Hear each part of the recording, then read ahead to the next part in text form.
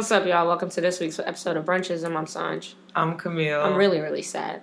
We were just talking about how fucked up this country is. Everything. We'll get into it. I'm gonna unpack during the episode, but our organization of the month is us. What? Teaming up with Ridden Rose, Nico, and Kristen G for the second annual toy drive. Is that a band?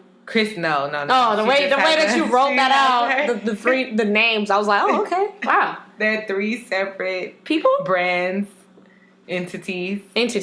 Yes. I like how it rolled off the tongue. That was awesome. Okay, sorry. For the kids. I'm going to keep it PG-13 for the next 30 seconds.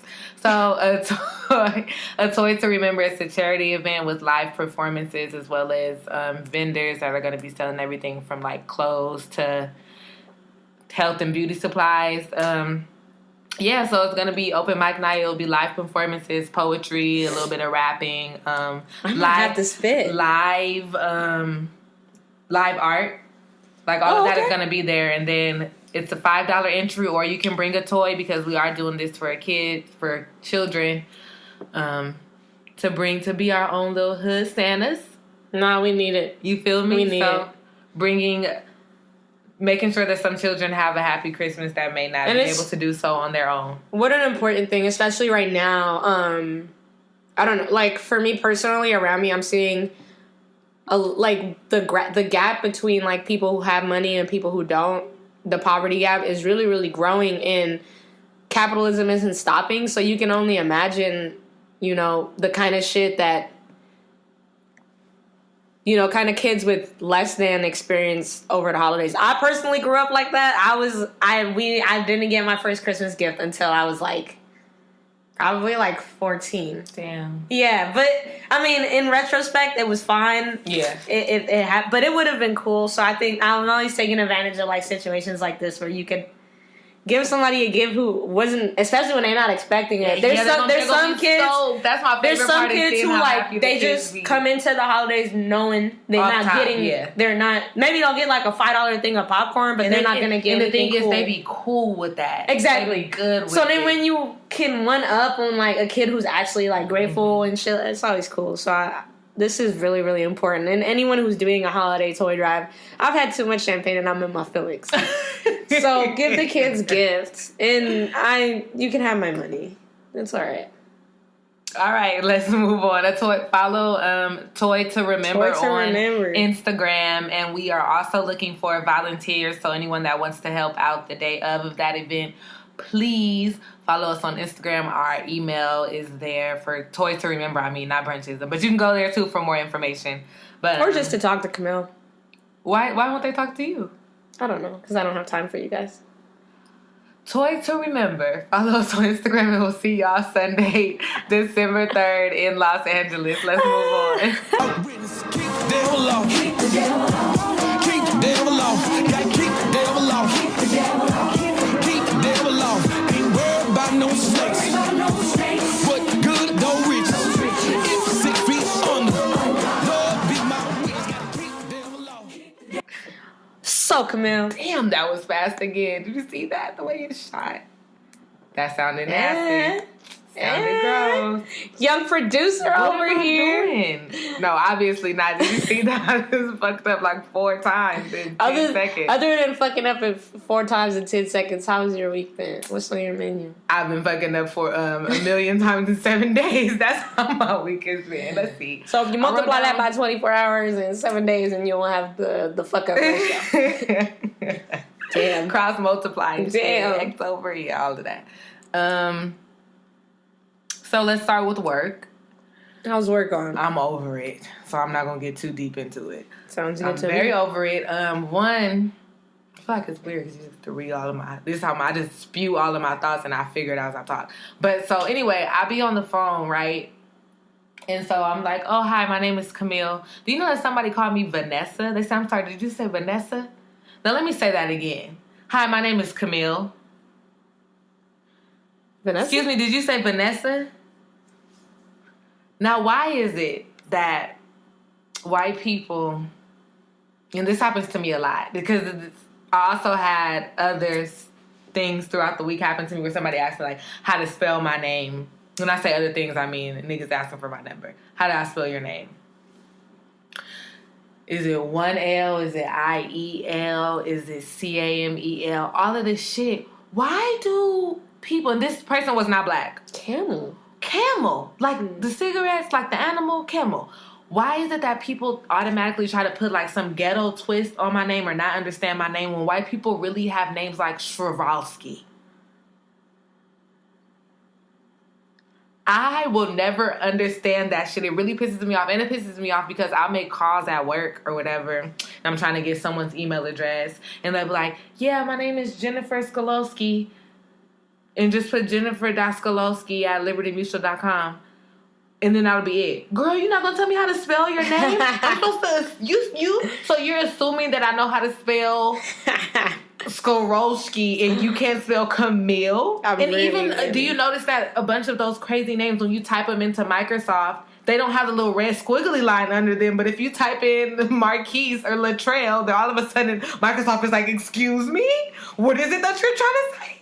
One thing that really pisses me off about the name shit is, like, for most black people, if you can see the name on paper, literally just say it how you sound see it out. And I would say probably 4 times out of 5, you about to hit it. White people are the only unless people that unless you call Daryl Darrell, or like exactly. some shit Terrell. It's actually Terrell, but some shit it'll really just be that. Other than that, we all learned about consonants and literally white people are the only people that use silent letters in their names. Like, that shit is crazy to me. Silent letters in their names, but still want you to say them. And it's crazy because white people's names really be sounding like, oh, what was that character on SpongeBob where, like, he was number one? What was it? Something freshman. Something like that. That's what the fuck it was. It is so crazy to me because people really be acting like, first of all, my mom purposely gave me, my brother and sister, white-ass, chill-ass names. Yeah. So that we wouldn't have to go through that shit. Yeah. And niggas still be trying to, well, how do I...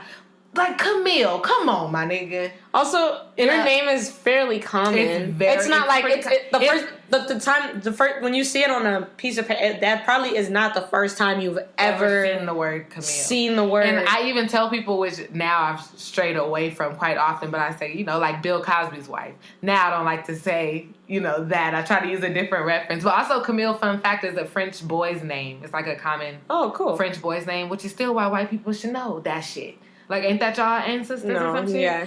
But, so yeah, that's hella annoying. I really hate people because my name is just not complicated. If that was the case, then I should have been called Liquidasia. I could have had myself a little cute little ghetto name then. You know what? That really pisses... Even, because for me, I was, like, when you immigrate to the U.S. and then you tell people that you immigrated, they automatically want to put the extras on your shit. Just you're not from here. So about to be good. So what's your name? Give me that name. So you're not from here. One time I went to introduce myself and somebody asked me where I was born and I said, "Oh, I'm Kenyan." And then they were like, "Well, that's a Bantu region, right?" And I'm like, "Yeah, it is." Like, so you know about how you say your last name? Because I guess Bantu is like knots. I didn't know that it was. When I found out that I'm sorry. When I found out that it was because I definitely recently just found that. I was like, this is the whole ass place. I did not know that. We got these knots from them. Makes sense. Yeah, and it's like a group of languages and a group of sounds, right? I just recently found that out. And then automatically I see her calculating in her head the different ways that she could say my name other than the actual way. Oh my god. Other than just saying it right. I have an H at the end of my name. H, silent letter. Especially when it's not at the beginning. Mm-hmm. You just don't say it. We learned it. We get it. It's all good. It's just there for some emphasis. I like even numbers. I wanted my name to be an even number. Couldn't drop the J because then it's just so it doesn't make sense. I like even numbers. That's how I want the universe to go, right? Yeah, so I'm like, okay, I want 6 and 6. 6 in my first name, 6 in my last name. Calculate this shit. All right. Square root. If you have a boom, middle 36. name, then you're the devil. Perfect. See, no. I want to talk about that. Yeah, like middle name, 6 letters too. Uh-oh. It's whatever. I'm still doing well. But I mean, you know, you have your pleasures on earth. It's the afterlife you gotta worry about. Sanj H. Is Sanj H. You ever had somebody call you? Said that? Somebody said that to you? There is an entire institution that calls me. There's a place that I go twice a week. And I don't have the heart to correct them because I don't give a fuck and I'm about to be out in 4 weeks anyways. But there is a group of at least 10 people who think rationally think that my name is Sanj H. Not like the H is like separate, like there's a space in between. That is the full thing. Is how you say it is Sanj H. Got it. Kamile E. Yeah, that's how I'm addressing everybody like that from now on. So come on, it's over here. And then Alexi S. And then the fucking thing that really gets me the most is African names are the easiest because literally how it sounds is how it's said. My last name is the word boy. B-O-Y. And then A-N-I. Ani. Ani. What? So you mean to tell me if I just read it how I say it, I'm going to get it right? Yeah, you are. The extras. What you get? Let me hear it. Let me hear it. Let me hear it, Sanjay. I didn't know the amount of ways that you could possibly say boy. Because if you fuck up the first 3 letters, you're done. You know what I'm saying? Because how many different ways can you say boy? Boy. So just because it's an obviously foreign name, you feel like it's time for the extras. Boy. No, it's not a buoy. Buyani? No. Nope. It's literally boy. So I feel you on that shit. Boyani. I cannot stand when people I really have no tolerance for complicating people's names because if you can read it, you can say it. And when you put the extras on it, I know that you're irrational. When they still try to read it wrong. It's like, why? You ever had somebody ask you to spell your name and then they write it down completely differently? Write it down wrong still. So I spent all this time. So you're not even going to listen. I don't give a shit. You still don't spell it how you want to spell it. Tell me straight up that you're about to spell my name wrong so I don't have to sit here and spend my 6 seconds of my very valuable 24 hours in a day telling you how the fuck to spell it. If you were already going to... I'm just going to start spelling B-A-D-B-I-T-C. I'm thinking of, okay... You want to know something that fucked me up for my whole life? Bad bitch. Yeah, bad bitch. But something that fucked me up for my whole life. Love and Hip Hop. Little Scrappy Mom. Uh-huh. She spelled bitch wrong. And I made fun of her so much that now when I spell bitch, I have to think about which one is right. Because she broke it down just like that. She was like B-A-C-T-H. And in that order. And so now every time I spell it, I be trying to... like spell it right, but then I just automatically think of her like muscle memory. So I'm like, damn, how, bitch, big. Which one is right? Top. Oh, but yeah, that irritated me. So other than people just something fucking up your name, work. yeah. We were in our work meeting, right? Work meetings never go well. Ever, never in. Why would you ever get a group of coworkers together to talk? Why? So they want us to like do team bonding, which the work that we do is very much individual. No need for a team, but great. They want us to all be friends. Lovely. So they ask us like a question that we all have to answer at the end of every meeting that has nothing to do with what we talked about and just takes up more time when we have quotas to fill at the end of every day. Great.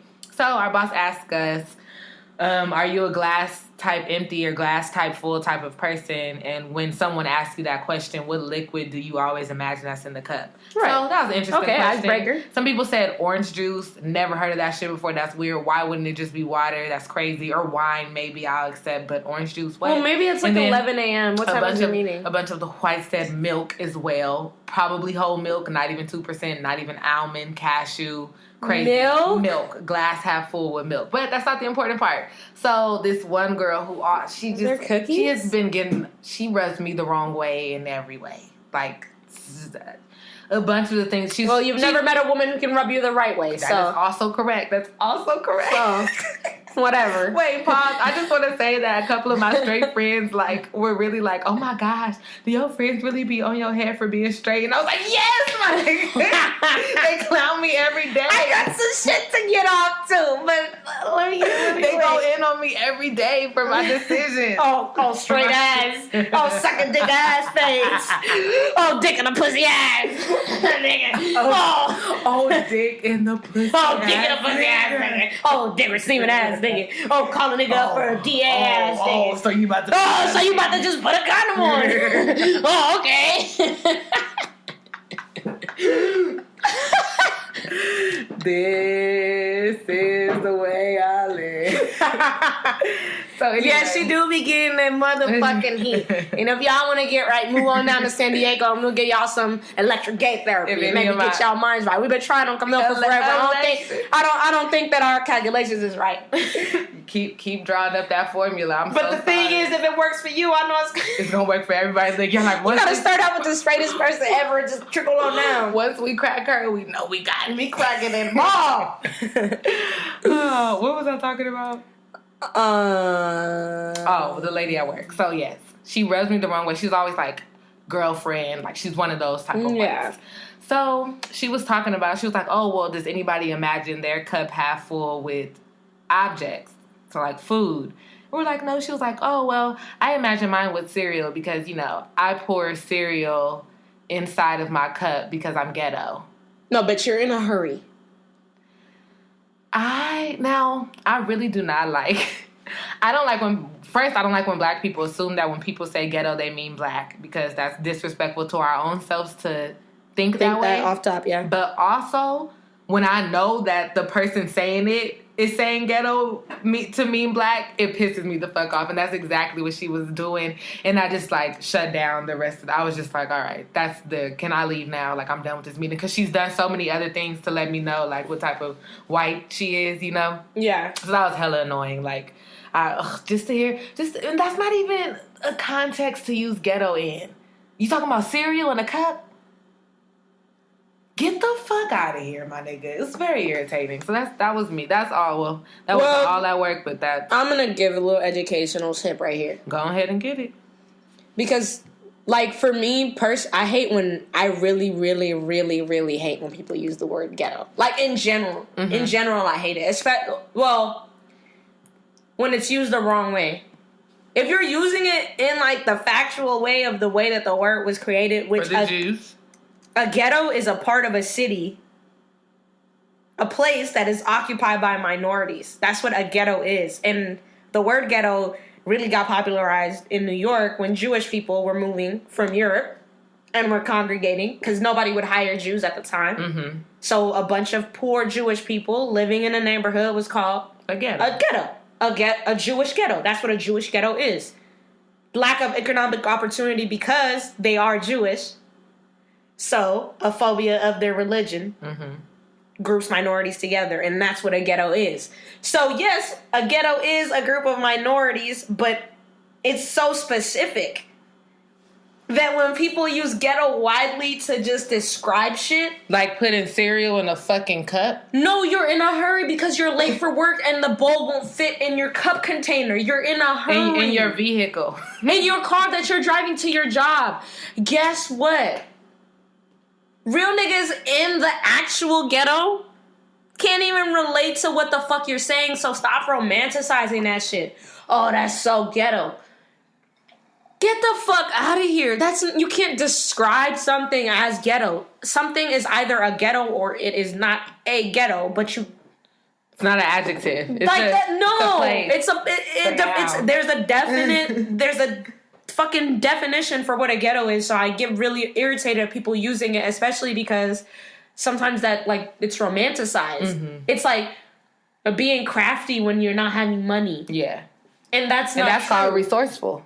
Yeah, there's a difference between being resourceful and being ghetto, because I'm sure motherfuckers in the ghetto can't afford the cereal, the Captain Crunch that you're buying. They got the Captain Crunch with the K, but maybe not the C. It's not even, they just got, what's, like a general? I don't know. Crunch. I don't know. The cereal is called Crunch. It's just I don't crunch. know the different rankings on this shit, my nigga, but they for sure. And it don't come in a box, bro. Like, they come come on. in the bag. Come on, they come in the bag. It really does bother me when people use the I just word want to say ghetto. shout out to the not. bag cereal real quick, not to make light of Thank this moment, you. but Yeah. that bag cereal, the Cocoa Cocos. whatever the generic No. Fruit Loops were, nigga.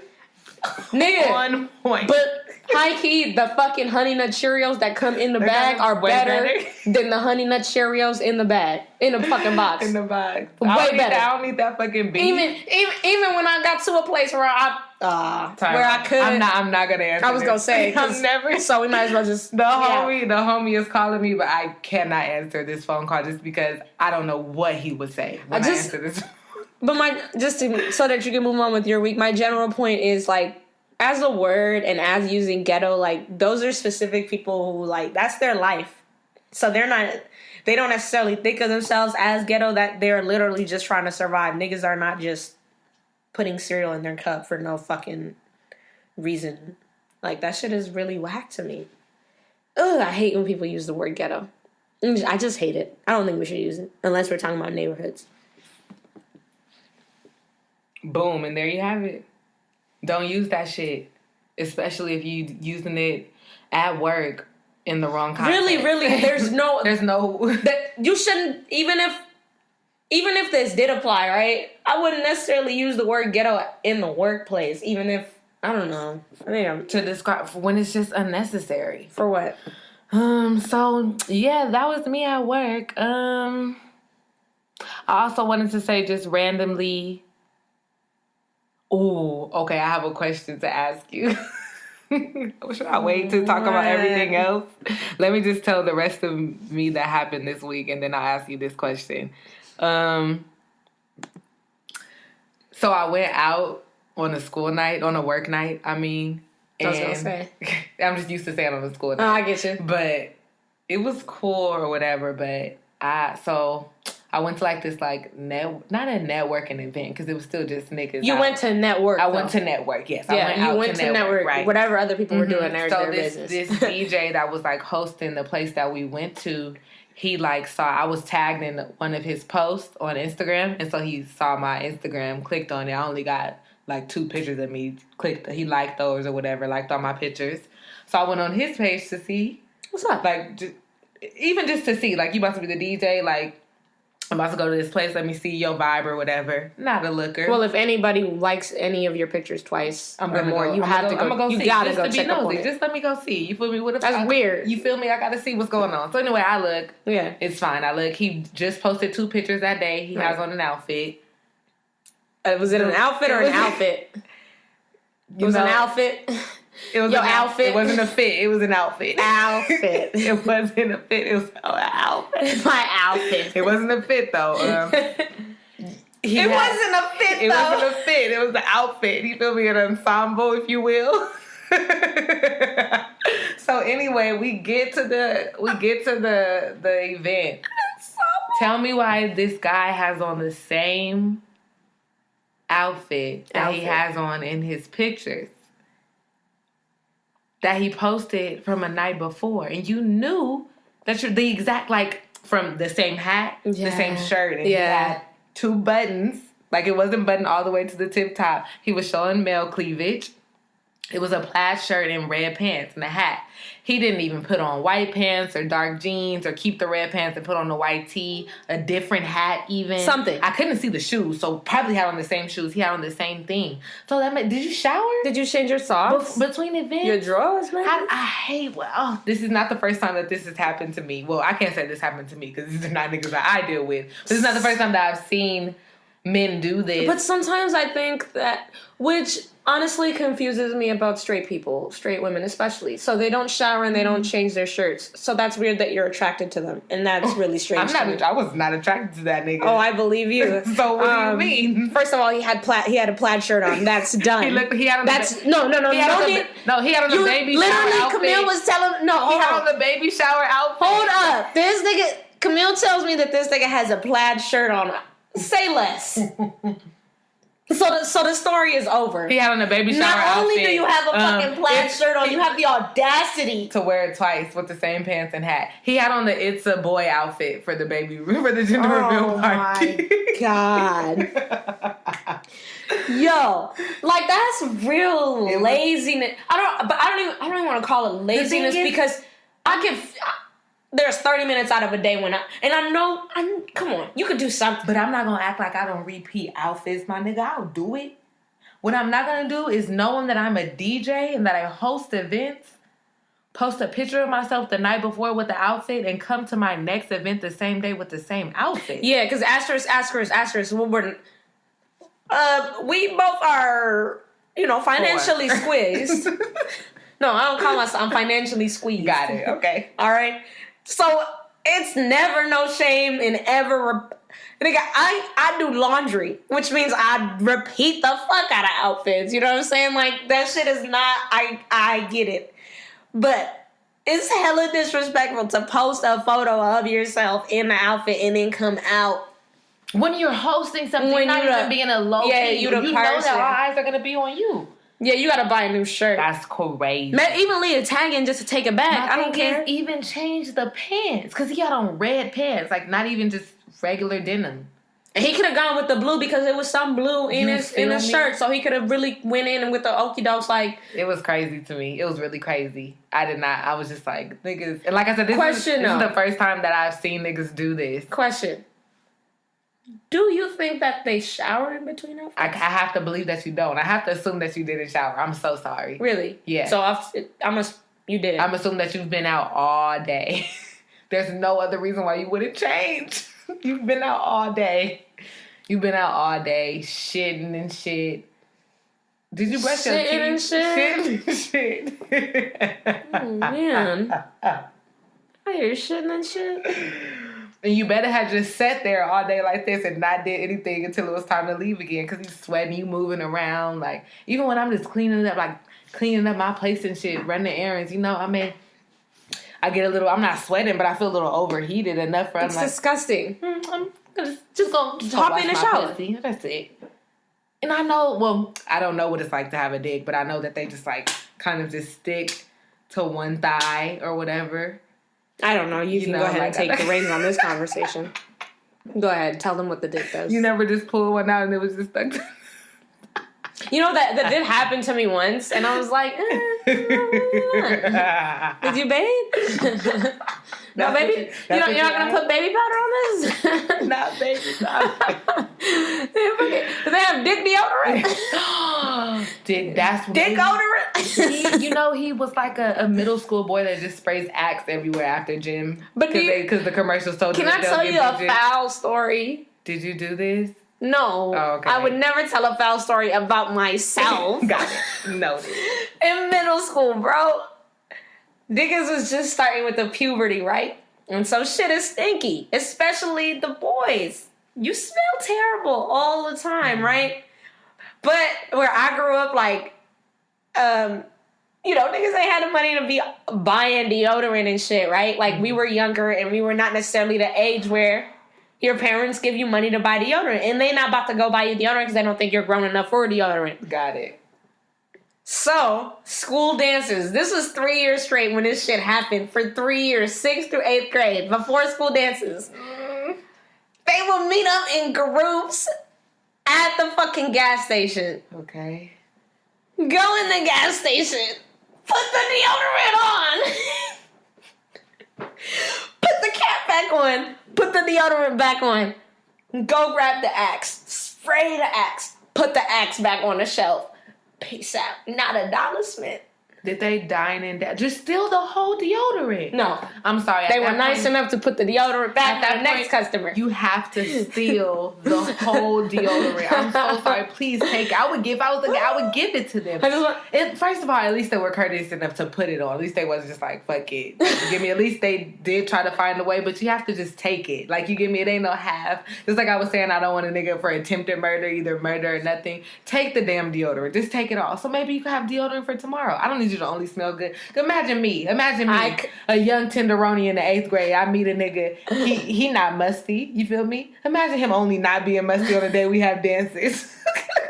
Imagine me coming to class and he musty. I'm like, where is this coming from? Just take the whole deodorant. That way you don't have to be musty You again. smelled great yesterday. That's crazy. It was It's something different about Gerard today. I don't know. He smelled a little fresh. I don't know, girl. I might go over there and talk to him. Come back Monday, he smelled like ass. He didn't steal the whole deodorant. And what? Come on, public health. Can you catch things by sharing deodorant? Who's sharing? Niggas is going. And No, that's what I'm saying. The people that have to buy the deodorant that sure, they put but back. fuck them because they can Sure. afford it. that was really the. Oh, but you about to buy it anyways? So I'm out of here, bro. Also, Niggas is out here. And then the fucked up part is when niggas come out here smelling like Teen the Spirit. Dollar Tree has Niggas is out deodorant. here smelling like blueberries and strawberries because they went down this Teen Spirit section, put the white one on for the 13-year-old girls. All of a sudden now it's stuck. That's unacceptable. It's sick. That's unacceptable. Oh, that was one of the darkest times of my life, 6th through 8th grade, man. Niggas was doing all kinds of weird shit because it was like that, that for at least for us and the motherfuckers who I grew up with, it was like too much independence where your parents wasn't really tripping off of you, and I'm only buying not enough deodorant. independence as far as like having the funds to be able to do what you. Oh, I am permanently scarred because when I saw that shit, That's why they made I go deodorant. buy. No. I buy the 2-pack deodorant specifically That's because it is sealed Or the together. ones, you know how CVS sometimes you have to get the key and open the Yes, thing. So that's love the it. only deodorant I'm getting. Fuck that. Love that it. sounds Yeah. out fucking Yeah. outrageous. It was That's great. Crazy. It was great. And sometimes I'll go in the gas station, you see a poor old man just buying some deodorant. Oh man, that sucks. Because D.R.A.M for sure uses that, and that nigga don't. That's crazy. Yeah, it's foul. That's so gross. Hey man, it was tough times. Tough times. There has to be something else that you can do. Tough. And now I don't really understand why. They might have been smarter for not stealing the whole deodorant because I feel like could you imagine getting caught for stealing deodorant? But I feel like, first of all, I feel like that's something that I wouldn't mind getting caught for. Like, yeah, nigga, I really needed this. Second of all, as a parent, if I'm short on funds, like, I'm going to get the toiletries first. I'm going to get the food and then the toiletries. You get me? Like, why wasn't there? Or this is the house deodorant, something. I don't know. No, I wouldn't have it. That's crazy. Even a Dollar Tree deodorant, and niggas was going.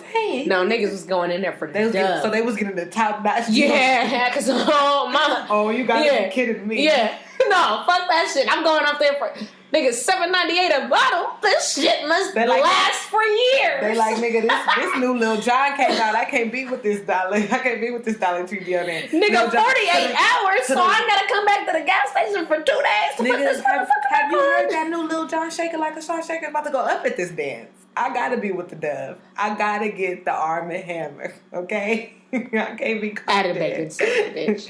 That's Added crazy. baking soda. Yeah, that was sick. Oh my gosh. I'm sorry. No, that's a real thing.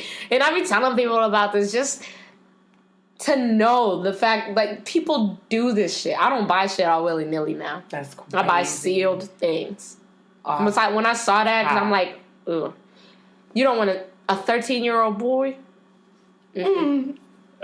Mm-mm. I don't want no problems. No problems at all. Like I said, I'm happy that they are worried about their hygiene, I guess. But they don't give a fuck about nobody else, though. Nobody else is. No. It was some niggas who would come to the gas station because the gas station was right down the street from the school. Oh, they couldn't go to another gas station? You don't want to go right by Why, when you know where the axe is, where you eat. it's on aisle 8 all the time. Might as well go down there. I guess. It is what it is. Okay, so I have a question for you. No, This is the question that I wanted to ask. The way that you're holding your glass and the way that your lips are pursed. Yes, they're pursed. I just need to know if this is offensive or not. Okay. So I'm asking you, my queer friend. Is it? I'm ready to go in and watch some queer offensive shit because I got some shit to say today. Is it offensive for me as a heady, as a straight, good for you, to, like, you know how you're scrolling through pictures on Facebook or something, and somebody's profile pop up? Is it offensive for me to be like, they still haven't came out yet? You can't say that as a straight person. Why are you laughing? Stop laughing. What are you laughing at?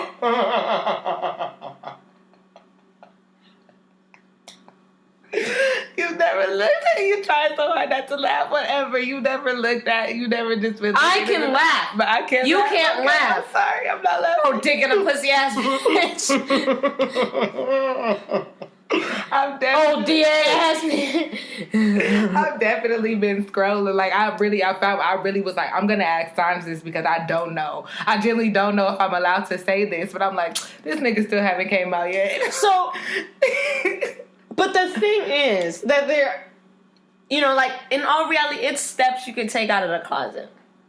Some people take steps. Some people just don't come out, right? Some people got ease on out the closet. Okay, like you tell your closest friends first. Personally, that's what I did. Mm-hmm. The first people I told one person specifically for like 2 years, only one person. I had a friend that did that, and it was like to me. And it's like, and then I don't know when, but at some point in my life, people just started assuming I was gay. So I'm like, should I just tell people I'm straight so that I can come out? Because y'all taking away my damn experience. Plan this shit out. But, you know, I had a whole shit. They got confetti and shit, balloons and a celebration and shit, and now I can't even do it. Fuck out of here. And then you try to make some funny ass comment about dick, and then bitches just leave. Fuck up. Oh, first my of all. goodness. But yeah, so I feel like some people. So I'm not allowed to. No, because some like the closet is it's such a complicated space, and for some people it can be so traumatic that I wouldn't, even as a person who's been in a closet and I've enjoyed the lighting and you know all it is, the air conditioner is nice and all that, it smells great, it was good. It's clean. Was it tidy? First of all, it's the gays. Okay, everything's coordinated. It's tidy. It's nice. It explains why a lot of people take a lot of time to come out. Because it's so nice. It's enjoyable. Got it. But yeah, so I feel like some people, I think it's easier when people when you take steps, but then at the same time, like if you're comfortable being who you are with certain people and you can't fake it, and you can't fake it on social media, but you still want to participate in social media, but you can't be anybody but yourself. So it's like, ugh. I hate to throw this out on straight people, but don't go there with people in the closet. Okay. Let them come out. Oh man, is there anything I can do to lure them out? That's not advised. They get violent. Come on. You're almost there. Now all of a sudden you got glitter all up in your eyes. Now what? Mr. Fairy Dust is out. Oh man. I mean, of course, that's something I would never DM them and be like, "Hey, you still pretending to be straight?" Yeah, I get say you. that. Well, obviously you're way better versed on gay shit than a lot of other people. Yeah, but and that's why I was just like, I've been, I've spent some close, intimate time around the game. But sometimes, like even then, you kind of feel like you want to help people out, like because you don't care. Yeah. Off top. That's how. Like you know what I'm saying? Like, come on, like is this good? Like just come out. Exactly. But then like but the really difficult part is like it's nice that you are okay with it, but then whatever else is surrounding them. I don't know what their parents is looking like, where they work at, where they go to school, all of that. Because that one 14-year-old kid, his dad killed him. Because I'm so ready for y'all to leave the gay kids alone.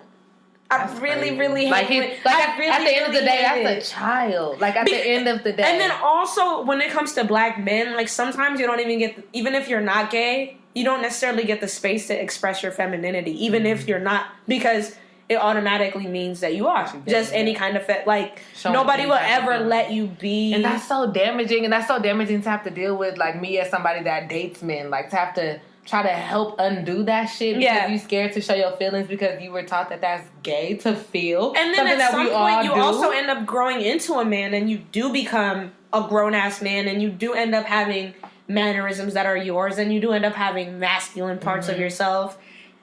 And realistically, a lot of men hide their own femininity because of this. And then now you're in a cycle where people don't even feel like they can experience. To not feel like you can even talk to, like, I know at the end of the day, like, I can go talk to my mom about some woman shit about anything. Like, you have been through everything that I've been through as a woman. Off top, I'm gonna go. That's the suck as a man to be like, I can't even talk to my dad about this shit that I'm feeling as a man because I was taught to never talk about my feelings. Yeah. And I can't talk to my mom about this because she's not a black man. I can't talk to my friends because, like, that has to suck to feel like you can't talk to anybody. Right. Like, about your feelings because you've been taught that they're wrong. Like, you're ashamed of them. And then at the same exact time, you're like exposed to like imagery of manly men.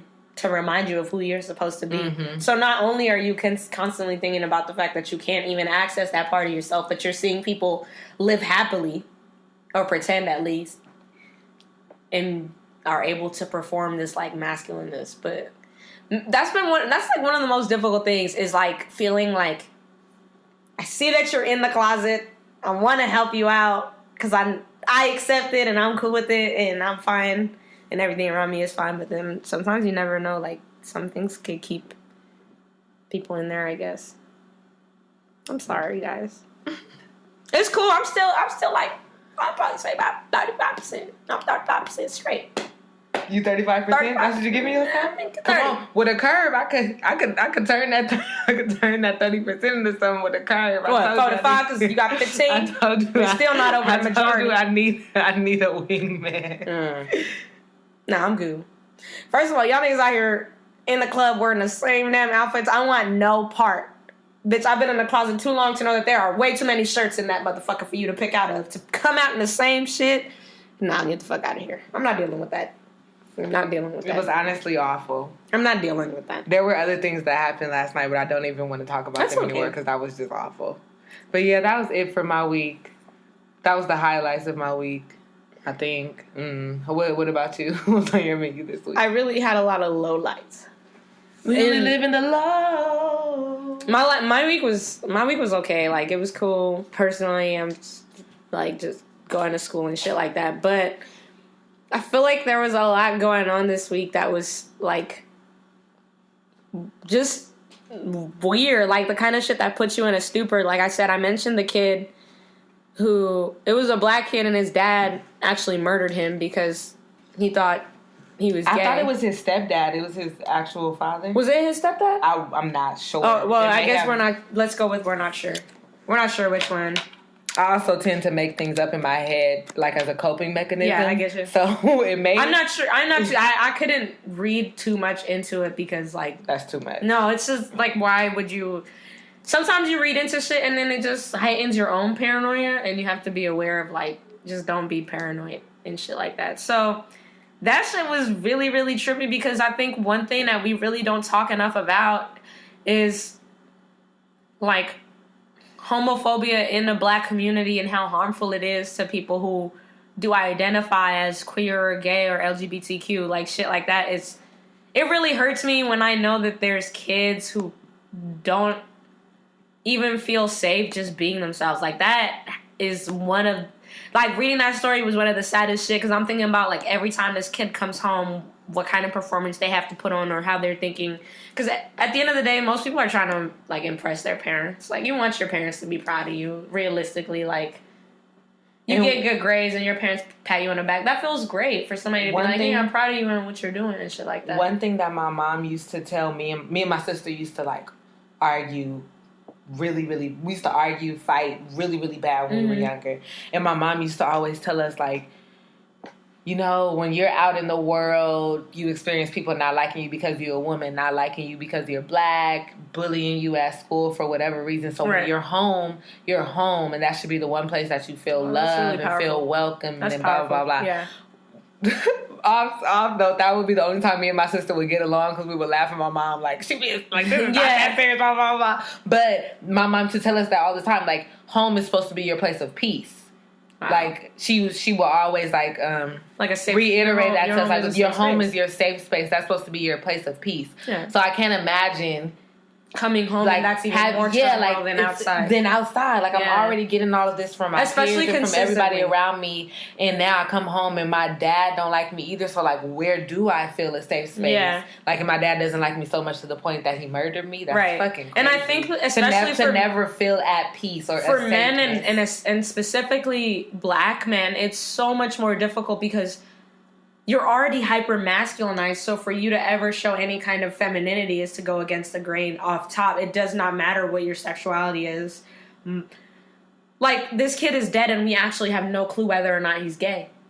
He might not know whether or not he's gay. Boom. Because he's a child. Yeah, and I'm not even getting into the conversation of, like, phases, and I think that gayness is a phase, but when realistically, like, when you're 14, maybe it's something that you're thinking about, but You doing experimental really shit. you're doing 14-year-old shit outside of that, and like that's important as well. You can't even like, considering that the kid didn't have any support around them at the time, like just by what happened, they might have never even come to terms with their own sexuality to even understand what that is or what it isn't. You know, like, you don't really know. And now the kid is dead, and they will never know, and your dad will never really for sure know, and you're really just making assumptions about sexuality and, you know, femininity presenting itself in young men. And it's like, at 14, what the fuck? Yeah. It's just crazy because it's like, the biggest thing for me, and I don't know if saying this is,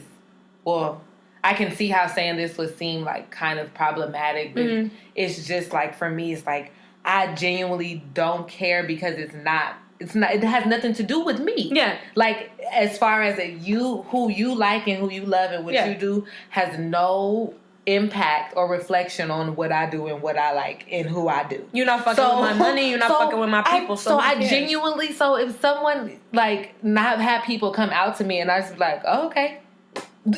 Like, all right, you still want to go get some food? Like, I don't care. Yeah. And not that I don't care as in I'm diminishing your, like, experience and I don't care about you. No, it's literally, I do not care who you like. So for somebody to be so bothered with who someone, and especially if I'm your parent, I can't like you. You get me? You can't date me. So I really don't care who you like.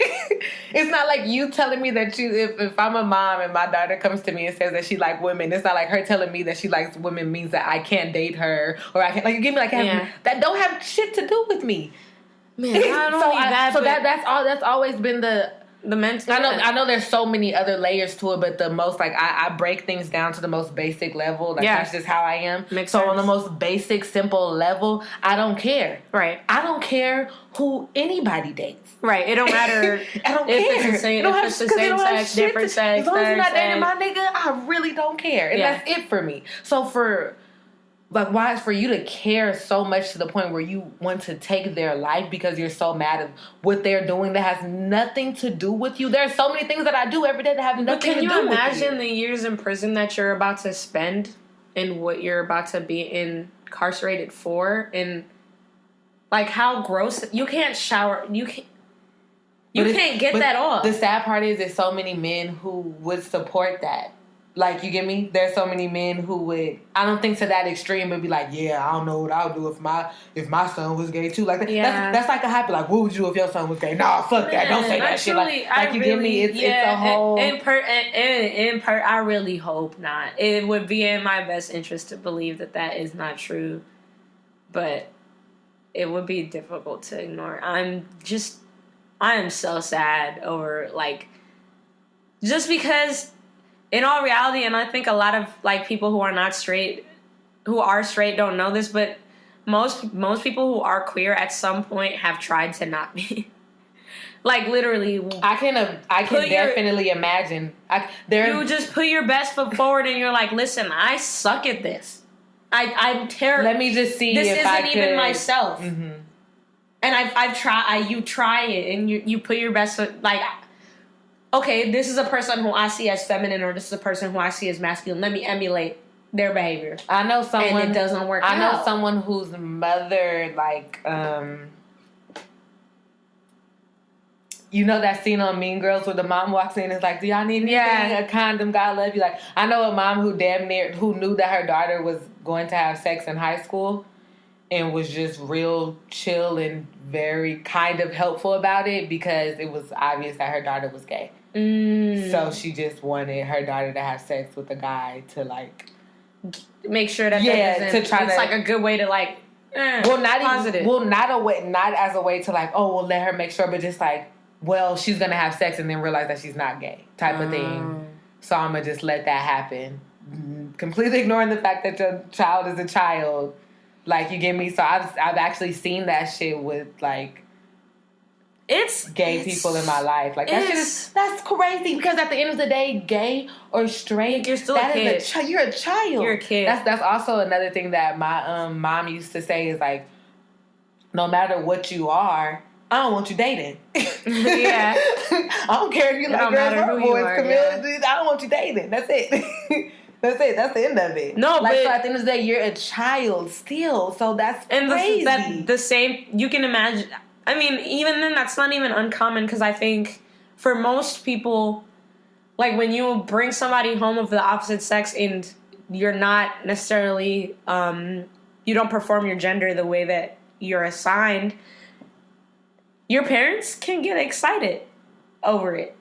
Like, dead ass excited over my best days coming. My best days coming home was coming home with a homeboy. My mom was so damn proud and so damn happy. Holy shit, I didn't think he was gonna find a prom date. Yeah, this is my nigga. We was hooping the other day, so I asked him if he wanted to come and blah, blah, blah. So, this, that, and the other. He hella cool. No, and the fucked up part was me and my prom date was just dead ass cool. Yeah, we love to dance. We listen to the same music. We like sports and shit.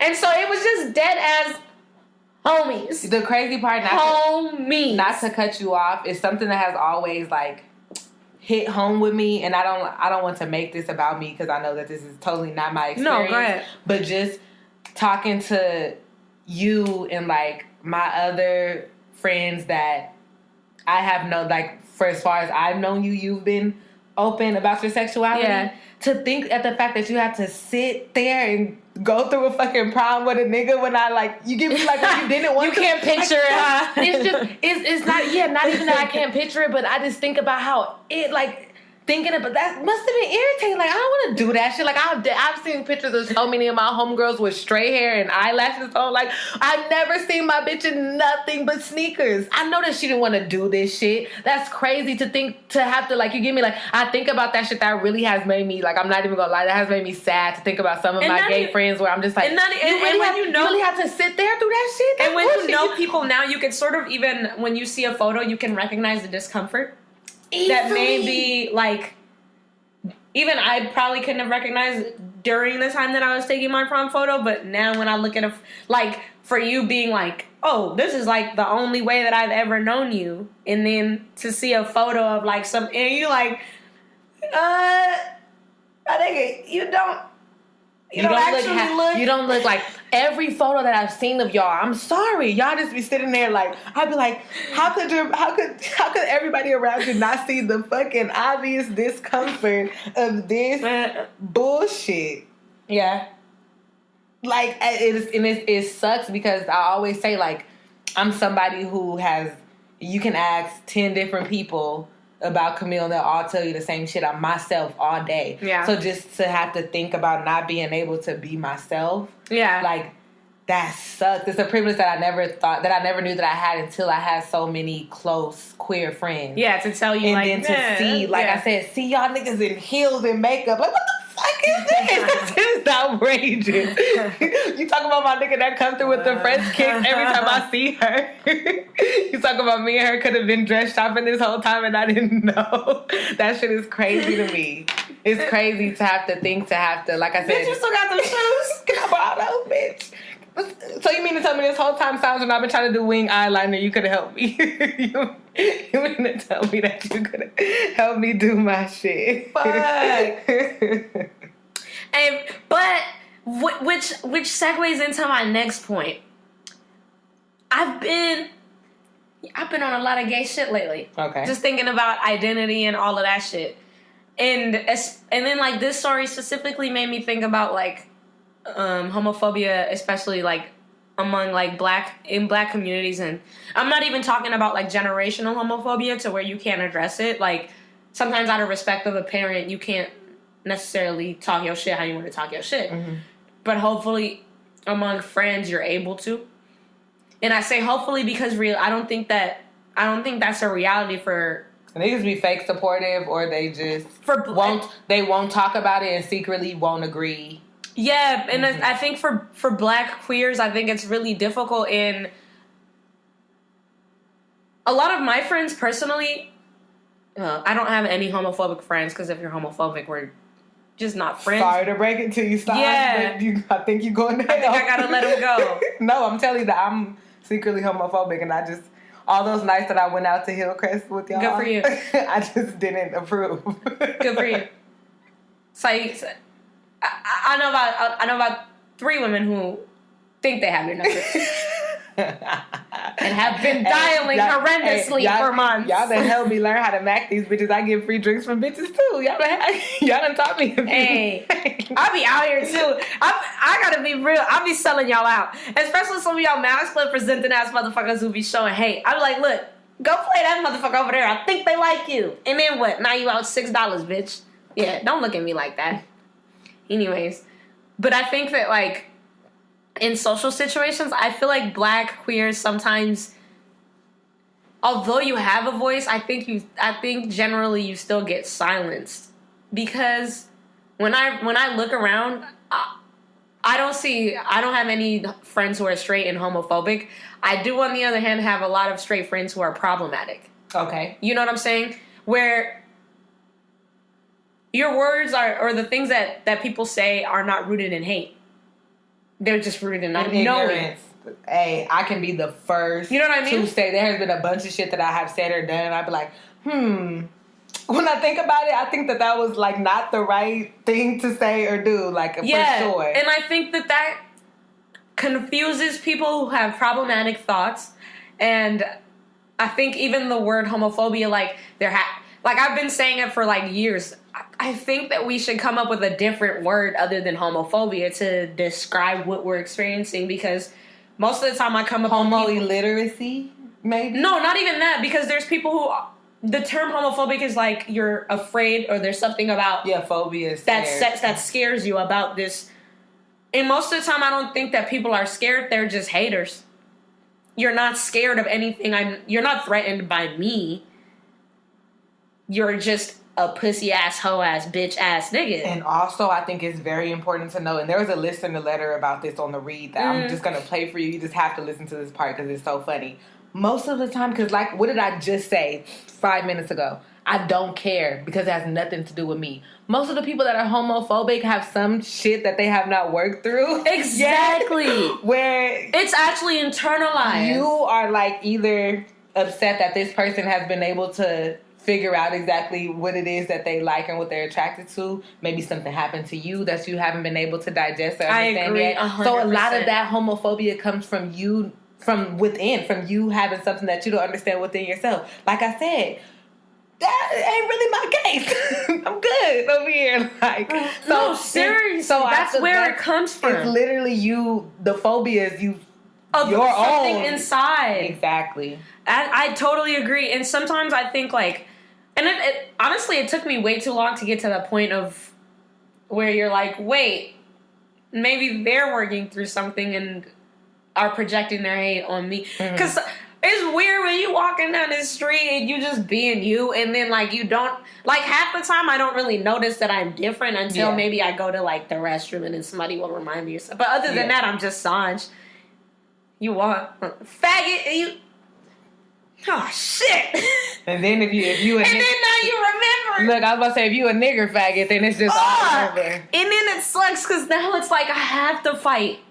Like you could have gone either or, and then maybe I can walk on. But now I'm a nigger faggot. You hit me with the double whammy. And so now here you go. I got your nigga and your faggot right here. So it is what it is. But I think that my general point is like I would love to get problematic friends over the hill, because there's a difference between being homophobic and just being problematic. And I think sometimes we clump those two things together so much. Like somebody says something problematic about like the LGBT community and they are automatically homophobic. It doesn't matter what you said, you're homophobic. But that may not be the case. But I think that also like puts a wall up for people to be able to be like, hey, you said this thing and it's offensive to me. Yeah. And that, because I feel terrible calling people homophobic, especially when I know they're not. I'm like, oh, you are saying something homophobic, but it's not homophobic because I know you. It's just problematic. You just don't realize what you're saying. Like, yeah, you know what I'm saying? And so I'm always like I was just thinking about this week, especially for like black queer millennials. You either have to be on the loud radical side of queerness and being like homophobic, blah, blah, blah, like, and screaming at the top of your lungs, and be out like all the time pumping your chest and yelling, or you're gonna be like dormant and quiet and just have your straight friends and be able to have that. Because I know some people who just don't have straight friends specifically because they don't want to. Because I'm over the bullshit. Realistically, you don't want to go and be like, hey, this is gay 101 every day. It's exhausting to consistently tell people that, hey, you're offending me. Like, fuck, how many times can I be possibly fucking offended? Like, shit. And then you start to feel bad because you're being you're offended. Like, so now you feel bad because I can't correct them. On top of that, everybody in this room is close with them. So how can I say this and this? And I'm just like, how can this conversation start? Just in general, of just being able to be like, hey, I know that you're not homophobic. I'm not calling you that, but there's this really problematic thing that I don't think you should ever repeat. Personally, for me and my friends, if you're close to me, I am going to tell you because I never want... If I know that you're not homophobic, I never want you to come off as homophobic anywhere else. Except for, I'm like, well, I have the privilege of knowing people. I like being checked. Tell me, because I for sure, just like I was telling you about that girl at my job, like how I felt so bad because I'm like, I know I'm not homophobic, but she heard a portion of my conversation, and I'm pretty sure that like that's the conclusion that you come to off top. And I was just like, oh. And honestly, I want to prove to her so bad. If I have a note of homophobia under like on something like I try to avoid people who are homophobic. If I have the sense that you're homophobic, I will for sure. I'm just not gonna do it. I will take the long way home. I don't give up. My gas is not important enough for me to be feeling like I'm not worth shit in the world. Like I will go the long way around the office and shit like that. But I think it's terrible that people take the long way around the office when they could just be like, this person's not actually homophobic. They're just problematic and they maybe don't know what they're saying. Yeah. I see people put in so much energy as far as gay people to avoid homophobia, and I'm like... Instead of educating. But not instead of, because sometimes, honestly, listen, gay 101 is not your job. Yeah, that's what I was just about to say. Like, you don't want to do that shit all day. It's not. It's not. But I think when you know people, you should be... There's something that you should be able to do. For me, it's even more difficult in like... Do you mean as far as like saying, like, for example, if you have like a booger in your nose, I feel close enough to tell you like, hey, my nigga, you have something in your nose. I know it's not. I know that's really simple in it down, but you know how certain things you will feel, or like if I feel like those shoes that you got on honestly are not cute, I'll be like, hey, we about to step out, but I think you should change your shoes. Nothing bad about the outfit. Yeah, but and nothing bad about those shoes. They just don't go with it together. Exactly. But as your friend, I feel close enough saying that. So, or even like, hey, put on some of deodorant before we go out, my nigga. Like, you a little musty, my nigga. Put on some deodorant. Like, I feel close enough telling you that because me and you are cool. Yeah. So you saying like, if me and you are at a certain level of friendship, then I should feel comfortable telling you like, you just said some problematic shit. I know you're not homophobic. I'm just telling you what you said right now wasn't really that cool. Yeah, exactly. So this is probably what you were trying to say, and this is what you should say. Yeah. Because I think like there's so much erasure in it. Like, I don't know. And you also don't want to like lose an ally or have somebody feel like... No, you never want that either. But to me, the worst thing that could possibly happen is me hear something that is terrible and not tell somebody just for them to go repeat it to somebody who is possibly also queer or something. And maybe they internalize it differently. Like, that's embarrassing. Isn't that like could you imagine like you not correcting somebody after they say the N-word? And then they go say it around somebody else, but you're the person who gave them the pass to say the and then they N-word. be like, well, I said it around Camille. She said it was cool. And how shitty is that? And then now the other black friend gonna be like, damn, what the fuck is Yeah. So and then I'm curious on how you do this when it's really the hardest when you're in a space where most people are not queer. Like where majority of people are straight, or like the conversation that's being had is about straightness or some shit like that, and then people say problematic shit in there. I'm just curious on how you get... How do you say... Do you prefer like the is it a one-on-one thing? Our top is a one-on-one. Hey! Hey! Everybody shut up! It's one-on-one for sure.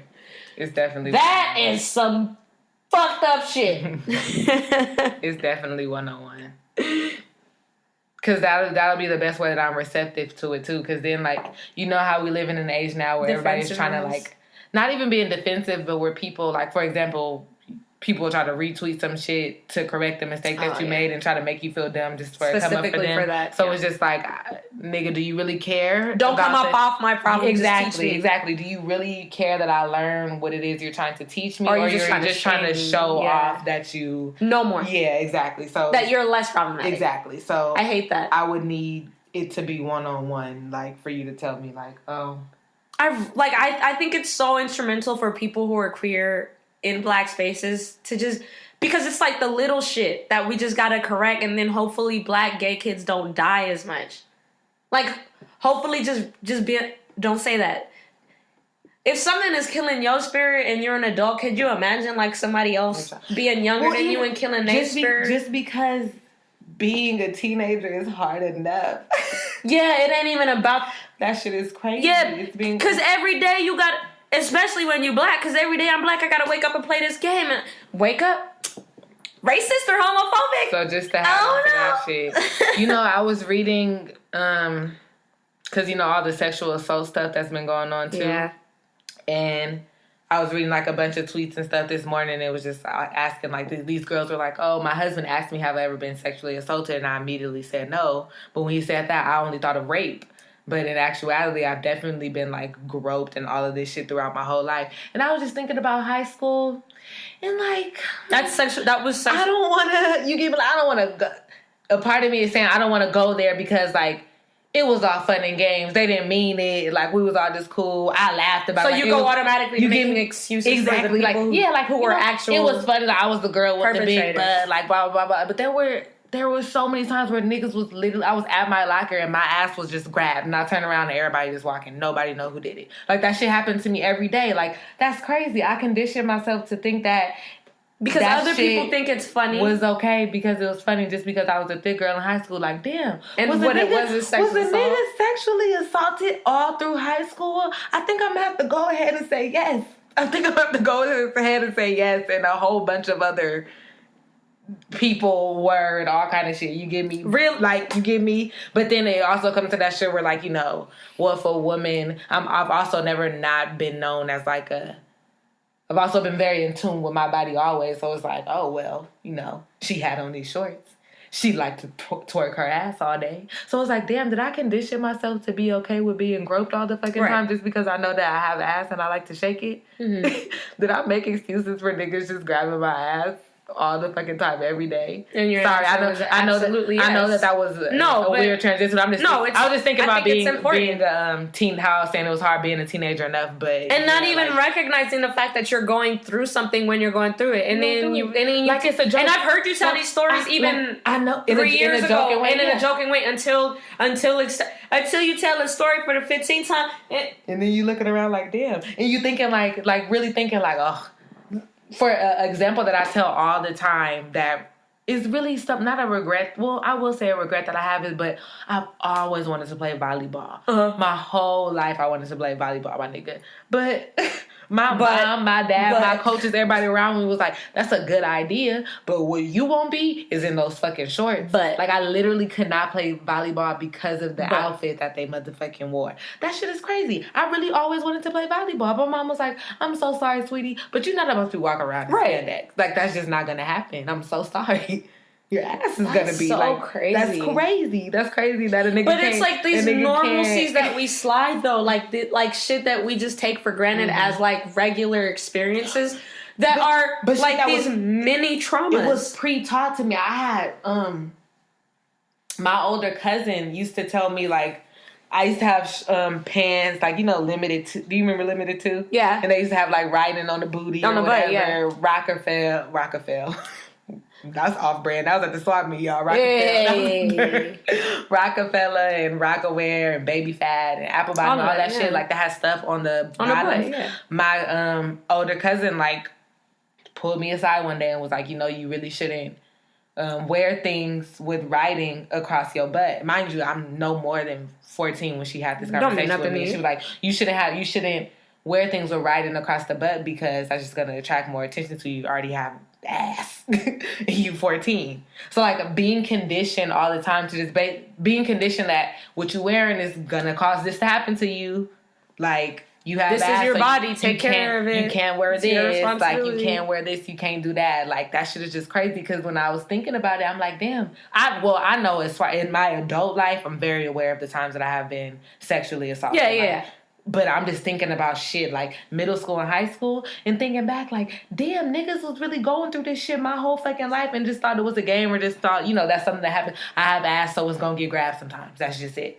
That's just not something that should be like my thought process, and that has literally You have like, ass now and you check motherfuckers for grabbing it. So why is it different when I was when I was a minor? Like, exactly. That's crazy. Like, niggas. So it's even more illegal. Great. Not every motherfucking day, and that was just always a joke. And then not like that, but like I went to the same high school my sister did. So the year she left, I came in. Mm. So it was literally 8 years of people talking about dunking ass. So this is stuff she telling me. This shit happened in high school. Like, you get me? So I'm just like, oh, okay, I know what to expect. This is what's going to happen.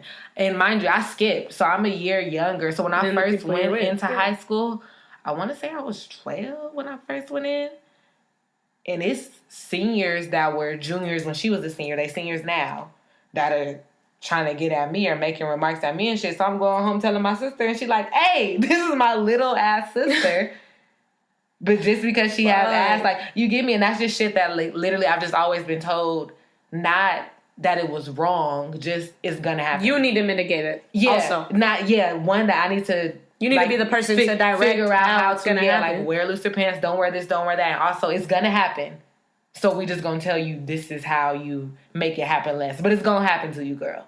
And I was just like, damn, that's really crazy. Because I was just reading women's testimonies and other women, like, talking about it, like, oh, no, I never have been. And then, like, actually, when I think about it, like, it's just crazy, all the shit that we have to, like, unlearn. Charlamagne was talking about this, about how, like, just rape culture was so prevalent, like, 20 years ago. And now you have to sit there and think, like, damn, him saying this as a man, like, I have to think about all the times I have sexually assaulted a woman and I didn't even think nothing of it because that was just the norm at the time. He was like, that's something that I really had to sit down and, like, come to terms with that I may have done. And I'm just like, I have to sit down and come to the terms with the fact that nobody want to sit there and be like, damn, I have been sexually assaulted. Like, that's not a conversation I want to sit there and have with myself. That's crazy. That sounds terrible. But that shit is really, you get me? Like, that shit is real. That shit is so sad. That shit is sad. I just think about the fact that all the shit that we were talking about, even like growing up queer, growing up being sexually assaulted and not having social media, I just think about the difference now. Having social media, having even to go through all of this shit and all of this information. Information in general. Like, and access to information. Like, you can pick your phone up and just... You could literally take a five question quiz to find out whether you've been sexually assaulted or not. Have you experienced homophobia today? Yes, congratulations, you have experienced homophobia. Right. At least I'm dealing with it now. Now that I'm an adult and now I can sit there and drink some wine and think about it in the comfort of my apartment. But, like, imagine being... I really feel... that shit is crazy. I see the amounts of, like, possibilities that they have with technology and shit like that, but it's also like, fuck, this is a lot. It's a lot. I'm very concerned about, like, young girls and it's like queer people and specifically queer black kids and, like, what you condition, because self-hate is a motherfucker, and the amount of queer black kids that go into sex work would surprise a lot of people. And a lot of people don't know it and don't talk about it. But that's where... Because people already don't talk about black people. People already don't talk about queer people. So, when you're talking about both of those things in one... And black people don't talk about queer people. Realistically, like... At all. They don't. Black people... Because if they did, shit like that wouldn't have happened. No. And shit like that would be trending. I saw that shit nowhere on like Twitter. It wasn't up for that long. Not I literally probably saw it because shit. Maybe did you retweet it? I might have. That probably is the only reason why I saw it. Like, but other than that, like, the conversations don't happen. Like, but there's things. But we're willing to spend our time. Good segue. No, I'll save it for later. Yes, we have a few minutes. What are we talking about? What were you about to say? I was about to talk about my check, but I just realized. Oh, okay. Check. Yeah, that's fine. And do we have anything to add to this conversation? No, that just made me sad. I hope the first part of this was funny. I agree. That just made me sad. But it is something that to think about, and I'm not trying to make everybody like sit down and think about what you went through as a queer youth or how you were sexually assaulted. But it also is something that you don't want to keep overlooking and burying because you have to deal with this shit so you can figure out a way to help other young people overcome this shit and just recognize that it's happening. If you see it happening somewhere else, you got to be like, hey, I don't mind, because there have been that's another conversation for another day. But the amount of fights that I have gotten into with men from telling them don't fucking grab me, and all of a sudden that's a problem. Black men, and this is gonna piss some people off, I don't care. Black men are the white people of the black community. Oh, totally. Like, yeah. Oh, like don't talk about police brutality and shit. Top of the totem pole. Like Colin Kaepernick, like I'm kneeling because black people are getting killed. Like, no, you disrespecting blah blah blah blah. Like, go play football. The fact that black men have really squared up with me for me telling them not to touch my ass. That's crazy. Y'all are fucking awful. Like that shit is it's horrible to deal with. Or even shit like, ooh, I'm sorry. This is something that I go through even with older black women too and black men. Me, who is somebody that's very much this is the happiest that I have been with. Like my self-love level has been on another level. Like I've been you're fucking nasty. Yeah, that's gross. But like on some shit, like I'm liking the fucking way that I look. My titties look good today, y'all. Yes, they do. I have had older black women tell me, like, you shouldn't portray yourself that way. You shouldn't say those things. Like, so you mean to tell me I can't say that my titties look good, but a nigga could tell me that my titties look good, and I'm supposed to say thank you? He could flick them, and I'm supposed to say thank you, but I can't say that my own left and right breasts look good? Nor can you flip your homegirl's titties. Hello? Like, that's fucking crazy. But a nigga can come up to both of y'all and just be like, oh, that shit is fucking crazy to me. It's crazy to me how I can let, for years, like I just said, that I didn't even realize for years other people have been touching my body without my saying so and saying and doing all of this shit. But the second that I start saying I look good in this outfit, my outfit look good, I like my body, then I'm doing too much and I'm being promiscuous and, oh, what is she doing? Because I can't speak on my own motherfucking body and my own motherfucking pussy, but other people can. Get the fuck out of here with that shit. I honestly have had a few family members that have come to me and said that shit. And I have been not submissive, but respectively, like, I respect your opinion, but blah, blah, blah. But it's about to get real disrespectful in a motherfucking second because I have been through some things with men that they may know and they may not know, and some shit that I know that they don't know. Yeah. So I'm living in a motherfucking time where I'm like, I'm not gonna let nobody silence me, and I'm gonna say what the fuck I want to say and do what the fuck I want to do with my motherfucking body, because I have been in situations where I wasn't in control of what was being said or done to my body. Exactly. So if I want to say that my fucking titties look nice today, they look nice. The fuck? I'm not supposed to be able to say that, but a man is supposed to be able to comment and grow and do all of this shit and say that shit to me. Yeah, we're not rolling. That sounds motherfucking crazy. Yeah, we're not rolling. Get the fuck out of here. This ass look good, and I'm gonna say something about it. Yeah. No, we're not rolling. But shit is crazy. And like you said, like the point of like this conversation isn't even to make anybody feel bad, because it's possible that maybe even just listen to this podcast or just chilling and thinking back, like if you really sit down, you could probably pinpoint 10 times when you've been homophobic.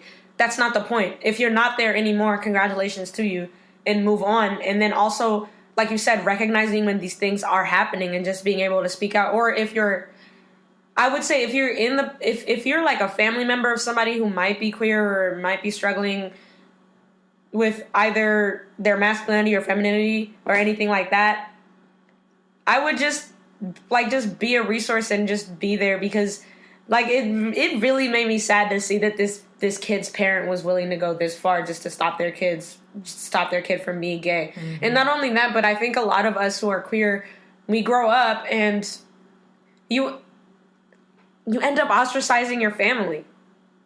I mean, I don't know a lot of queer people who are consistently around their family in the same way Facts. that straight people are, because they are. Your family is a point of trauma. Unless they have hella gay people in their family. No, yeah. Or unless your family was just off top accepting. Yeah. Which, when you're black, it's rare. It ain't really gonna happen like that. Even if your like parents are supportive, like your immediate family, it might be your aunties and and uncles your are hating, your granny is for sure hating. And when you go home, you know that your parents are gonna want you to go to your family's house, and that may be somewhere you know that. Like, even just being queer, like, there's certain relationships that I have with certain family members that my parents would never know about, but this person has been homophobic to me my entire life. This person has been homophobic to me my entire life. Mm-hmm. My parents may not recognize it and might force me to go there for Thanksgiving dinners or Christmas dinners and things like that. And then they wonder why I'm not coming home. Mm-hmm. And it's trauma. That whole we family shit that black people have. It's not true. I have found so much solace and so much love in people who are not blood, and the people who've shown me how homophobia is not been black people who just are blood say, related. This is your family. They're gonna be there for you to anything like that. That's not true. What this family have done for me. Even the same goes for the molesty uncle, exactly, and the molesty cousin. Like that whole this is family shit. I'm over not okay. Shit. It's not. I don't want to deal with that shit, and I'm not gonna. I'm sorry. And especially for black, you're forced so much to go do this shit because it's your responsibility to your family. I'm sorry, and shit like that. My mom pointed it out when she came to visit me in San Diego. Like I have a family that I made with my friends. Like of motherfuckers that have not made me feel uncomfortable, that have not done anything. Because to me. when you grow up like that, it's like holy shit. There's actually people who are willing to fucking respect me and look at me in my eyes and not comment on any other thing other than me. That don't have any blood relation to me. That y'all keep telling me it's supposed to be that so important. That it relies on coming to That's supposed to be so important. That's supposed to be the end all be all because we have like similar DNA running through us, and now all of a sudden I'm supposed to keep coming over here and being disrespecting. No, I'm not, and I'm not gonna. And y'all think, and a lot of people, and even like when I go to like even jokes when your gayness is accepted, jokes surrounding it, it's like it gets old. Could you, like you said, you go home and people talk about maybe your ass and your boobs or some shit like that. You get tired. I've heard. Can somebody else please? I've literally heard every joke. Can somebody else please get these flames too? Because I know I'm gay. I know it. I get it. I know. And I don't know if you joking about it. It's supposed to be like a coping mechanism for you, but I'm good over here, so we don't have to talk about it. Because no matter what, guess what? When I walk out of this house, I still got the same ass and titties. So thank you. But no. Listen, I'm still gonna go. I still got my girlfriend at home. So you making these little and their family members gonna call you talking about why you're not coming home. Fuck you, because I don't enjoy your company, you piece of shit. And we got the holidays coming up, that's really what it is. Which is why I participate in Friendsgiving. When y'all fucking queer family members don't show up, it's because you're too straight for them. They're with their queer family who accepts them and loves them and cooks better turkey that's vegan. Not vegan. Shout out to Alexis. Alexis about to have she about to cook up the gayest vegan turkey that we've ever seen. This is vegan tofu. Wow, vegan tofu. How did she do it? How did she do it? We'll never know. Yeah, you have to do holidays with your friends first before you go with your family, so you can already get the funness out of the way, and then you just because sometimes like I've had that where like the one holiday I've had is with my like family, and then it's just shitty when you're like, damn, honestly, like I could have experienced something that was actually it. And then just to be like, well, no matter what, at least I got one that's, good. And it's not even like when I was like still in high school or even like early college, I still may get like some money or something. Yeah. Now I'm at the point where I'm really grown, so I'm not even getting nothing. No, you just going to spend your time. My fun family, I talk to them often.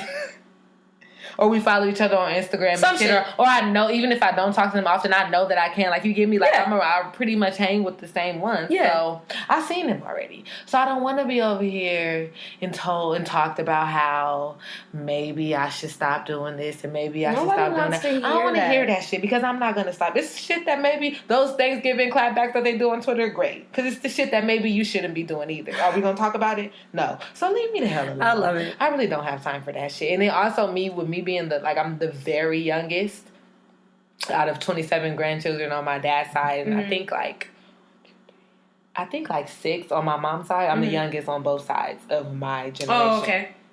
Wow. Like, I'm the all out So you're youngest. the person So who people told. always just Telling you shit. Always, and I'm not opposed to advice and shit. Like, I'm not. I love to learn. I love to listen and all of that shit. I get it, but also like recognize the fact that I'm going on 24 years. I'll be 24 in 2 months. Also, I'm here for fucking dinner. You feel me? I'm not. Listen, there's nothing that you could. Whether or not hit me up in May. I literally have no plans in May. I'm not doing shit. Not even that, but I appreciate what you're saying. But either way it goes, I'm going to pop this pussy later. So what else? And that's it. I'm excited to be like to be a little bit older. No, just to be even like just to be able to be. I'm 24.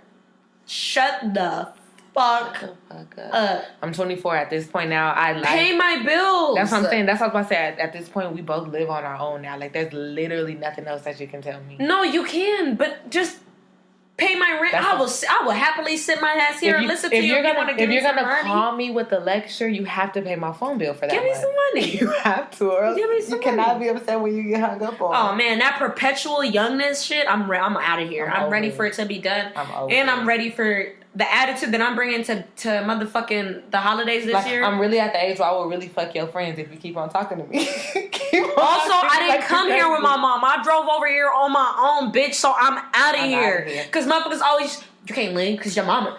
Fuck that shit, nigga. I got 2 legs and some new Nikes. I've been waiting to test these motherfuckers out. Are you high? Yes, I'm high because one is legal in California. I drove here by myself and we about to eat hella food. Yeah, I am high. Would you like some? Would you like some? Yeah, because we all know you got that stash. All right. Hello, let's talk. We can't. Oh, I can't wait to do a family episode. Yeah, I was about to say, family holidays episode. I was just about to say we have to cut it here because we can keep going and we got to do a family holiday episode. We can move on. Let's move on. Chickity check yourself before you wreck yourself. Chickity check yourself before you wreck yourself. Come on, check yourself before you wreck yourself. Cause shotgun bullets are bad for you. So what's up, Camille? How you doing? I'm good. What are you checking? This looks okay.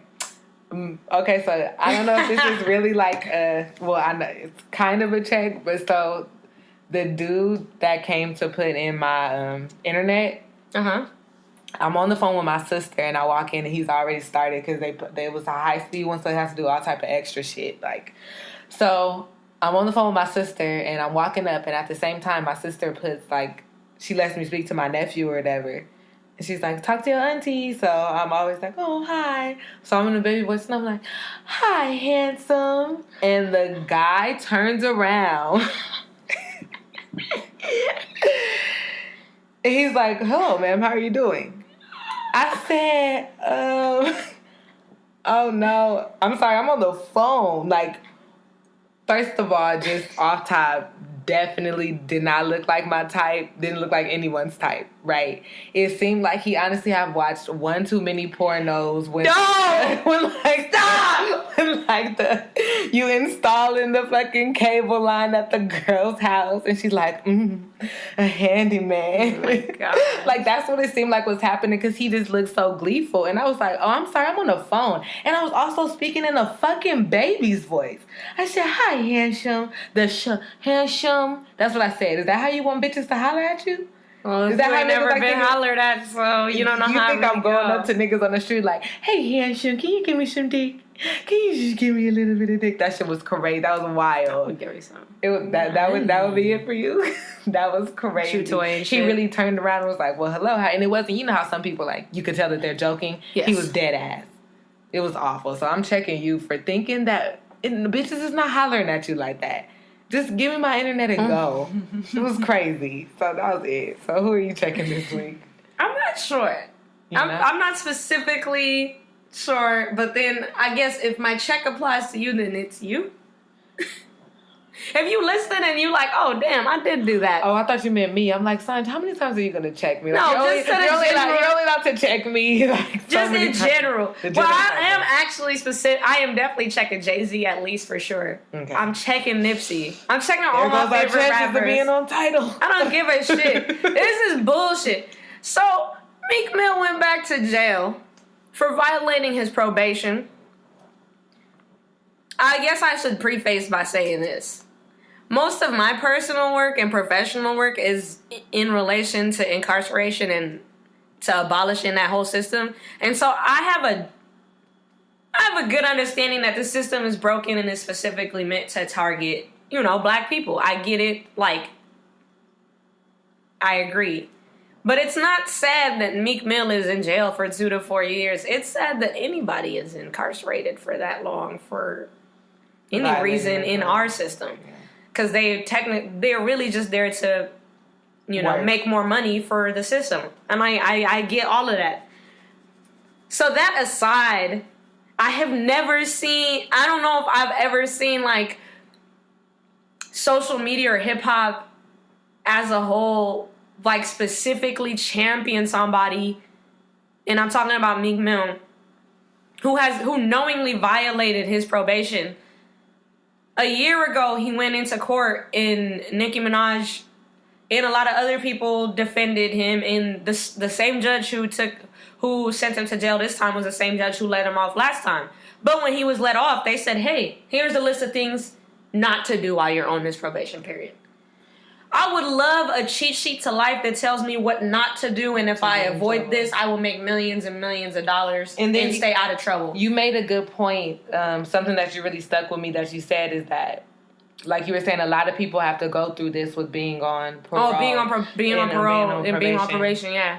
And you said that a lot of the times when people violate their probation, it's because of a means of survival. Right. I can't find a job, so I had to steal. I had to do this. Because I got the kid. Niggas is after me now that I got out early because they think I'm snitching. I got to have a gun on me for my safety. This nigga was violating his shit for fun. I want to ride dirt bikes.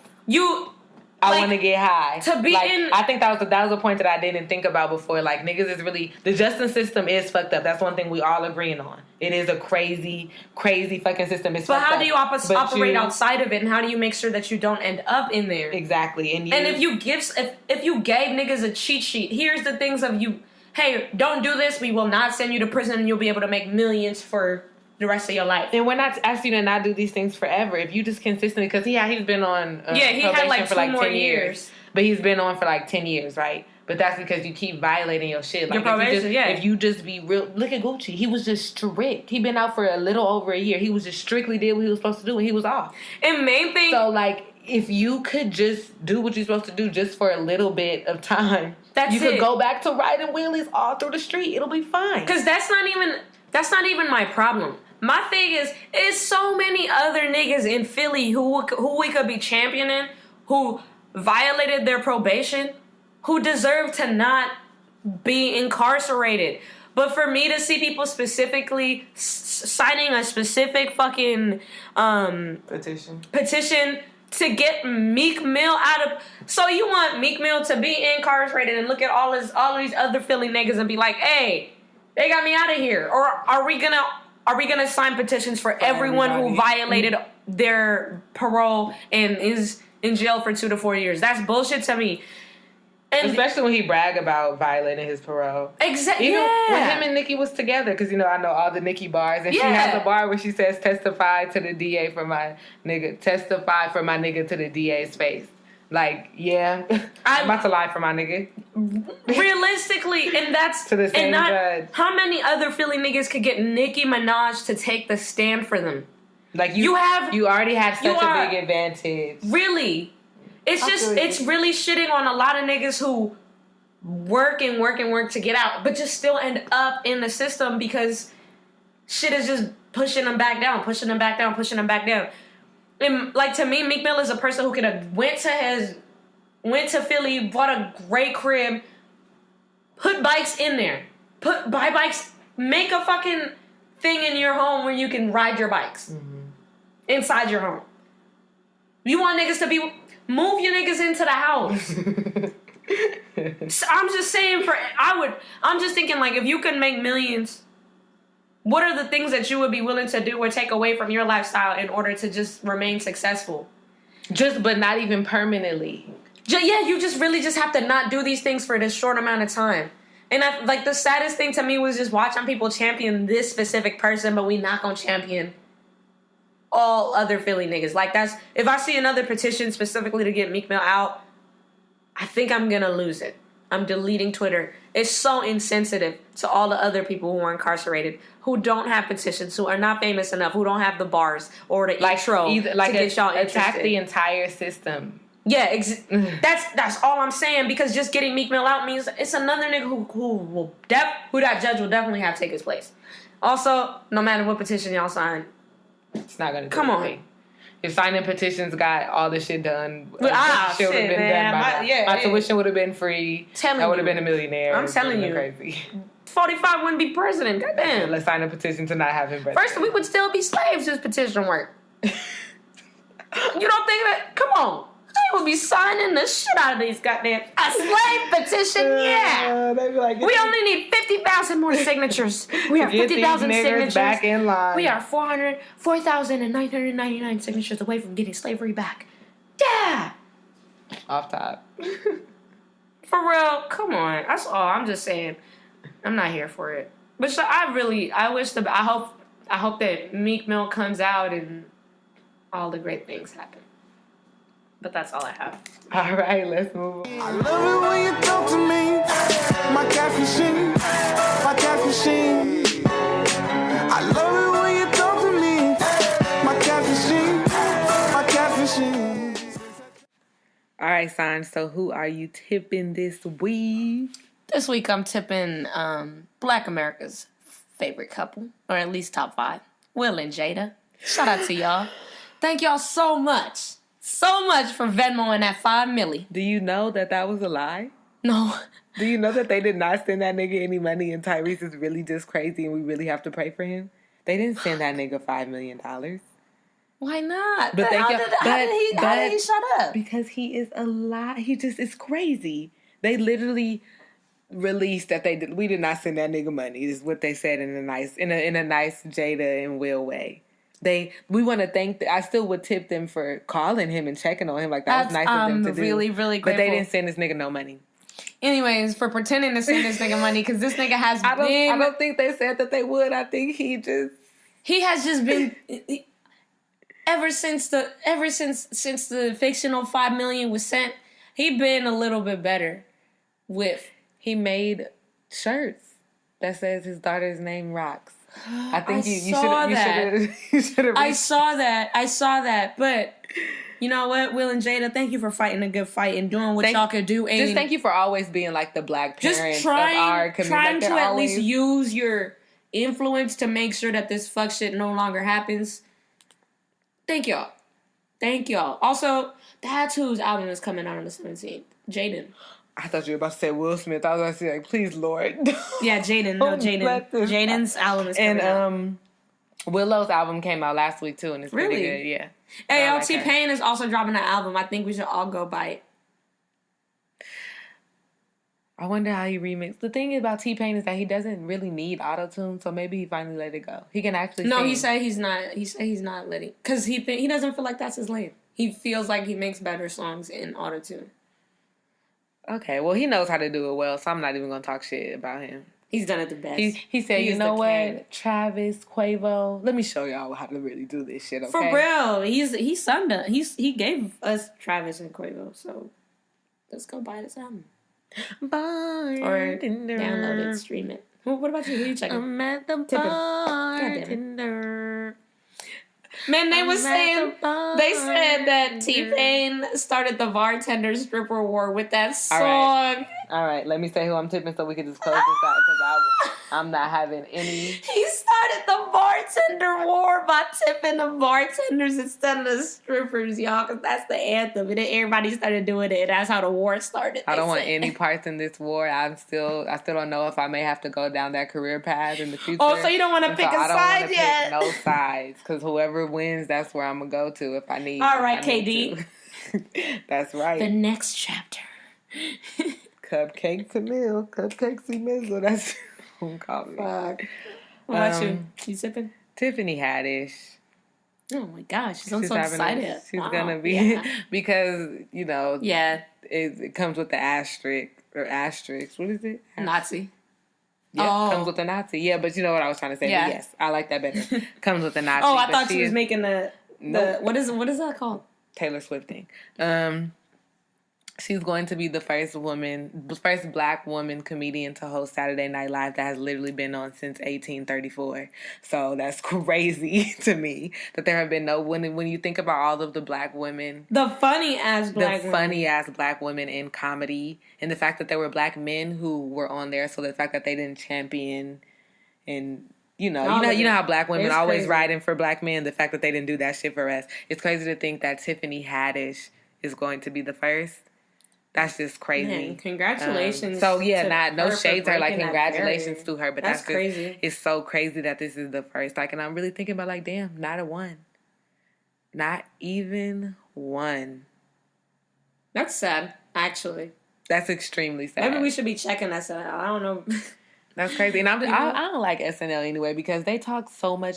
People give them so much credit for like all of the shade that they throw on Trump, forgetting the fact that they had that nigga as a guest on there while he was running for president. So you're not fooling anybody. How y'all gonna have him as a guest while he was running for president? And then now y'all want to talk about how bad he is. I don't understand why people give them props for do it. They do it for every single president ever. Like they did it. I mean, obviously not to the same extent, but like if you have a blunder or something, or like if a president has any kind of thing about them, they make fun of everything that ever happens all the time. So it's just that we're supposed 45 is giving them different material. That's it. No, he's actually made their job easier. You don't even have to write. All you have to do is literally do exactly what he's doing. Yeah. So y'all not doing nothing special. Just make sure y'all cite yourself. SNL is like those type of white people that like pretend to be allies, but it's like you really are not doing anything. Then you probably say the N-word. You feel me? So I'm just like, But I'm happy that she's gonna be on there. But then again, it's just like I'm here. I really think that she could really break a lot of barriers as far as what women comedians are, especially black women. Like, I mean, obviously she's already doing it, but there's something about her that is like extra funny. She's refreshing, even to white people. If I could just interview her and Cardi B, then I would be okay.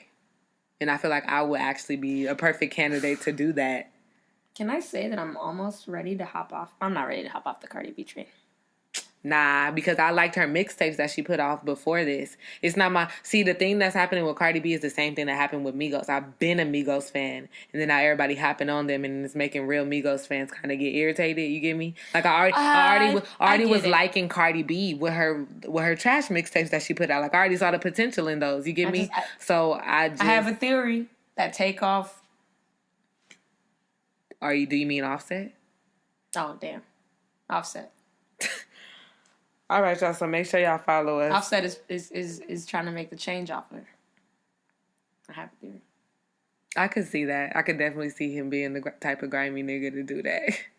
You know, I haven't heard too many good things about Atlanta niggas. Will you marry me? Also, I'm dropping an album next week. Wow. Oh, it's crazy. Yeah, but all right, y'all. I feel like for some reason maybe my champagne wore off. I'm feeling like we may have been drinking water. A weird like peace before the storm. All right, y'all. Follow us on everything. And on all the stuff. Don't forget about, you know what? Because y'all don't even be listening all the way to the end. Bye.